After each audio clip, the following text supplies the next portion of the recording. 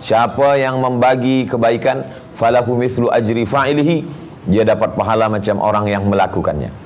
Jadi sekarang dengan adanya Instagram, dengan adanya FB, dengan adanya grup-grup WhatsApp, maka orang begitu mudahnya untuk mengenali lelaki dengan perempuan. Boleh membuat janji. Diawali dari 6 step. Yang pertama, nazratun, pandangan. Setelah itu fabtisamun, senyuman. Setelah itu dilanjutkan dengan fakalamun, say hello. Setelah itu diteruskan dengan famau'idun, membuat temu janji. Setelah itu diteruskan dengan faliqaun, bertemu, diteruskanlah dengan perbuatan maksiat. Zaman dulu orang nak berjumpa susah. Rumah orang Melayu, rumah panggung, rumah tinggi.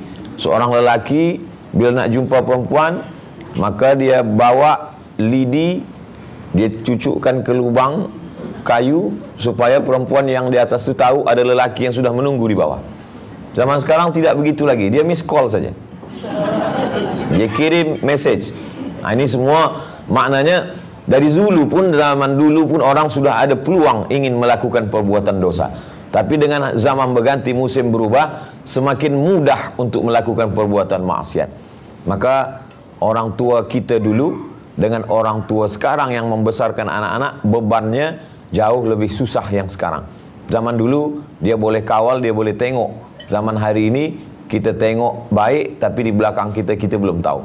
Maka di samping ada doa Rabbi habli minas shalihin, Rabbana hab lana min ladunka dzurriyyatan thayyibah, Rabbana hab lana min azwajina wa dzurriyyatina qurrata a'yunin, tapi juga di samping itu ada nasihat, ada doa, ad-doa silahul mukmin, tapi juga cakap tak boleh berhenti, sebab kalau tidak kita sudah jatuh pada fitnah akhir zaman yang merata-rata. Mudah-mudahan Allah jaga pelihara anak cucu kita dari perbuatan ini insyaallah.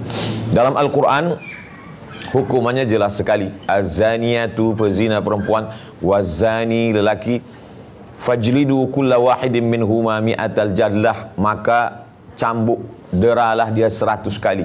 Dalam hadis dikatakan asy-syaikhu, lelaki, wasyaikhatu, perempuan, idza zanaya, bila dia sudah menikah tapi tetap dia buat perbuatan ini, farjumuhumal battah, maka dia dirajam, ditanam sekerat setengah tubuhnya dalam tanah, dilempar batu hingga mati. Pada zaman Nabi SAW datang seorang perempuan. Ya Rasulullah, saya sudah melakukan perbuatan. Kata Nabi, lahirkan dulu anakmu. Setelah anaknya lahir, sebab bila dia mati, anak yang tak berdosa ikut mati. Kata Nabi, lahirkan dulu anak. Setelah anak lahir, dia datang lagi. Ya Rasulullah, jatuhkanlah hukuman kepada saya. Kata Nabi, susukan anakmu. Sebab anak ada hak 2 tahun menyusu. Selepas 2 tahun anak itu menyusu, dia datang lagi, barulah dijatuhkan hukuman dan dia mati.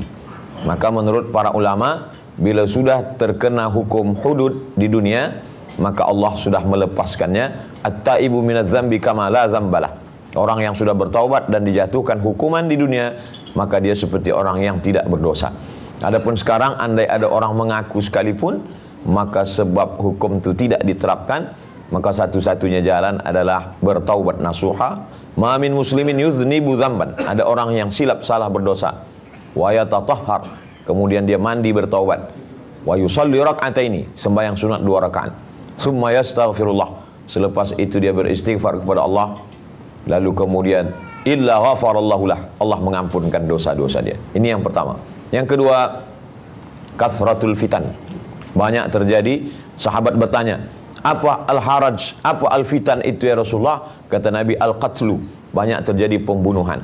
Dulu masa saya masih belajar tahun 1992-93, kita mendengar ada Bosnia Herzegovina yang membantai umat Islam, Slobodan Milosevic, Ali Izzat Begovic, orang Islam, kerana satu fitnah agama yang besar. Kemudian Palestina dengan Israel sampai hari ini belum lagi selesai. Ditambah lagi dengan Rohingya, berterusan. Jadi semakin banyak sekali yang meninggal di atas muka bumi Allah. Itu adalah salah satu kasratul haraj. Kasratul haraj maknanya kasratul fitan. Fitan dalam bahasa Melayu, fitnah, tuduhan tak ada bukti.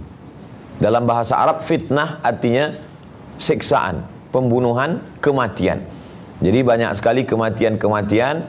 Itu salah satu tanda supaya orang mengambil pelajaran. kullu nafsin dha'iqatul maut. Semua yang bernyawa, semua yang dikirimkan ruh ke dalam jasadnya, pastilah dia akan mengalami kematian. Maka pada akhir zaman banyak sekali kematian. Maka di antara doa yang kita ucapkan sebelum salam, Allahumma inni a'udzubika min azabi jahannam wa min azabil qabri wa min fitnatil mahya wal mamat wa min syarri fitnatil masihid dajjal. Disebut dengan fitnah. Fitnah maknanya ada azab, ada kesakitan, ada kematian yang begitu banyak. Mudah-mudahan Allah menjaga negeri kita insyaallah. Maka dalam solat itu sesungguhnya kita sudah mintakan lindungan. Selepas solat kita berdoa lagi bersama imam, selalunya baca Al-Fatihah, lalu kemudian minta Allahumma dafa'anal ghala wal waba wal fahsya wal riba wal zina. Itu semuanya adalah sebab kita hidup di akhir zaman, maka kita minta dijauhkan dari fitnah-fitnah akhir zaman. Yang ketiga, kasratun nisa. Banyak perempuan. Jadi bila saya bagi tazkirah, itu yang paling banyak adalah perempuan. Setengah perempuan mengadu. Kata dia, Ustaz Somad, ada ustaz yang bagi tazkirah, kata dia di neraka tu banyak perempuan. Tapi bila kita tengok di masjid juga banyak perempuan. Sebab kerana memang makhluk yang paling banyak perempuan. Di masjid banyak perempuan, di neraka banyak perempuan, di surga pun juga banyak perempuan. Al-Qayyimul Wahid, satu lelaki, khamsina imra'ah. Satu lelaki berbandingnya di akhir zaman 50 perempuan. Jadi saya nak buktikan hadis tu, saya tanya anak kemanakan saya di sekolah, di pondok, kamu di pondok berapa lelaki, berapa perempuan? Hampir semuanya menjawab, memanglah di kelas-kelas di sekolah, di pondok itu semuanya kebanyakan anak-anak perempuan. Saya tanyakan itu, bukan saya tak percaya hadis itu, saya percaya. Cuma saya nak ukur betulkah kita dah ada di akhir zaman. Anak perempuan, sebagian puan tuan mungkin anak perempuan. Tapi anak saya dua-dua lelaki, tak ada perempuan. Tapi pelajar-pelajar kita, saya pun dulu di sekolah, itu lebih banyak perempuan. Perempuan dalam Islam bukan dihinakan. Ada orang mengatakan Islam ini menghinakan perempuan. Tidak. Islam memuliakan perempuan. Maka yang masuk surga selepas Nabi Muhammad SAW bukan lelaki, tapi perempuan. Nabi waktu dia masuk surga, dia tengok ke belakang, dia tengok perempuan. Nabi bertanya, siapa kamu? Perempuan itu menjawab, sayalah seorang perempuan yang menjaga anak yatim. Perempuan mendapat 3, ummuka, ibumu. Lelaki hanya dapat 1 saja, abuka. Sebab perempuan mengandung, perempuan menyusukan anak, perempuan melahirkan. Jadi kalau ada lelaki yang ingin dapat 3, cubalah yang 3. Lalu kemudian dalam Islam, anak perempuan lebih mulia. Apa kata Nabi SAW? Man ala salasa banatin. Siapa yang punya 3 anak perempuan, fa'addabahunna, dia didik dengan baik. Wa zawwajahunna, dia nikahkan dengan orang baik-baik. Wa ahsana ilaihinna, dia buat baik sampai mati. Falahul jannah, maka surgalah baginya. Dalam Islam perempuan lelaki sama. Al-mu'minuna wal mu'minatu ba'duhum awliya'u ba'd. Lelaki dengan perempuan saling tolong-menolong. Ya'muruna bil ma'ruf, mengajak buat baik, wa yanhauna 'anil munkar, melarang dari perbuatan mungkar. Jadi banyaknya perempuan itu bukan suatu kehinaan. Sebab ada orang menyangka, oh menjadi perempuan adalah kehinaan. Tidak. Sebab Nabi keturunan dia daripada perempuan-perempuan. Nabi punya anak perempuan, Ummu Kulthum, Ruqayyah, Zainab, Sayyidatuna Fatimah. Ketiga anak perempuan ni meninggal waktu Nabi masih hidup. Satu-satunya perempuan yang tetap ada selepas Nabi meninggal, Fatimah.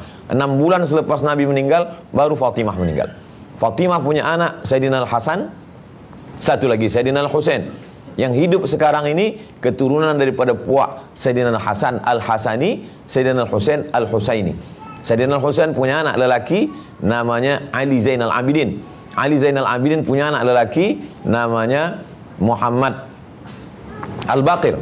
Muhammad Al-Baqir punya anak lelaki namanya Ja'far Shadiq. Ja'far Shadiq punya anak lelaki ada namanya Ismail, ada namanya Musa Al-Kazim, ada namanya Ali Al-Uraidi. Ali Al-Uraidi punya anak laki-laki namanya Muhammad An-Naqib. Muhammad An-Naqib punya anak laki-laki, itulah dia Isa Ar-Rumi. Isa Ar-Rumi punya anak lelaki, itulah dia namanya Ahmad bin Isa Al-Muhajir, yang hijrah ke Tarim, Yaman, Hadramaut. Dari Ahmad Isa Al-Muhajir ni punya anak laki-laki namanya Ubaidillah. Ubaidillah punya anak laki-laki namanya Alawi. Keturunan Alawi ini disebut dengan Ba'alawi. Keturunan-keturunan Ba'alawi ini itulah yang dipanggil dengan Al-Haddad, Al-Syihab, Al-Jibri, Syekh Abu Bakar, Al-Idrus. Itu puak daripada perempuan, Sayyidatuna Fatimah, Sayyidina Muhammad sallallahu alaihi wasallam. Jadi kalau ada orang merendahkan, menjatuhkan harkat martabat perempuan, maka sesungguhnya dia bukan ajaran Islam. Ini perlu dijelaskan tentang banyaknya perempuan di akhir zaman, kerana perempuan akan melahirkan anak-anak baik. Kalau dia baik, maka generasi ini menjadi baik. Maka ada kata-kata hikmah, an-nisa imadul bilad. Perempuan itu adalah tiangnya negeri. Kalau negeri ini ingin baik, perempuan mesti baik. Tapi kalau perempuan mohon maaf sudah rosak, maka anaknya, suaminya, menantunya, cucunya ikut semua. Sebab perempuan punya pengaruh yang luar biasa terhadap pendidikan anak-anak. Yang keempat, di antara sebab lagi yang menyebabkan tanda-tanda akhir zaman akan berakhirnya dunia adalah kasratu, banyaknya orang-orang al-jahlu, kasratul jahli, banyaknya kejahilan. Sebab Allah mencabut ilmu. Innallaha la yaqbidul ilma intiza'an. Allah tidak mencabut ilmu macam mencabut pokok kayu. Kalau pokok kayu dicabut, tapi Allah mencabut ilmu itu bimautil ulama, dengan matinya ulama. Bila ulama sudah mati, ilmu berkurang. Meninggal ulama, ilmu berkurang. Meninggal ulama sampai akhirnya banyaklah orang yang jahil, lalu kemudian yang tinggal hanya orang-orang juhal, hanya orang-orang yang tidak tahu pada agama. Maka alhamdulillah kita masih lagi dijaga dengan banyaknya para alim, para ulama, para orang-orang yang diberikan Allah ilmu agama. May yuridillahu bihi khairan yufaqihu fiddin. Kalau Allah ingin orang itu menjadi baik, maka didalamkannya pengetahuannya tentang agama. Tidak hanya setakat tahu, tapi juga mengamalkan, lalu kemudian menyebarkan, mengajarkan, sampailah kepada hari kiamat. Allah tidak mengirimkan Nabi, lalu Nabi itu meninggalkan harta warisan. Nahnu ma'asyirul anbiya la nurisu. Kami nabi-nabi tak meninggalkan harta warisan. Yang ditinggalkan Nabi, la yatrukuna dirhaman wala dinaran. Nabi tak meninggalkan duit emas, tak meninggalkan duit perak. Yang ditinggalkannya adalah al-ulama warathatul anbiya. Para ulama yaitu pewarisnya para nabi yang mengajar tentang akidah, wujud qidam baqa, mukhalafatul lil hawadisi, qiyamuhu bi nafsihi, wahdaniyah, qudrat, iradat, ilmun hayat, sama, basar, kalam. Lalu kemudian fiqhnya bermazhab, mazhab yang paling tua Hanafi, meninggal tahun 150 Hijrah. Yang kedua Maliki, meninggal tahun 179 Hijrah. Yang ketiga Syafi'i, meninggal 204 Hijrah. Yang keempat Hambali, meninggal tahun 241 Hijrah. Hadis-hadisnya ada dalam Sahih Bukhari, meninggal 256 Hijrah. Sahih Muslim, meninggal tahun 261 Hijrah. Jadi semua sudah disusunkan oleh ulama, tinggal lagi kita membaca. Lalu kemudian kalau kita tak tahu, fas'alu ahla dzikri, bertanyalah kepada ulama, in kuntum la ta'lamun, kalau kamu tidak tahu. Saya biasanya bagi tazkirah, selepas itu ada soal jawab. Banyaklah jamaah yang bertanya, kata dia, Ustaz, bila kami tanya, kami tonton di YouTube itu tahu semua. Kata saya, banyak juga yang saya tak tahu. Tapi kami tengok Ustaz tahu semua. Yang saya tak tahu, kita tak upload. Jadi orang sangka tahu semua.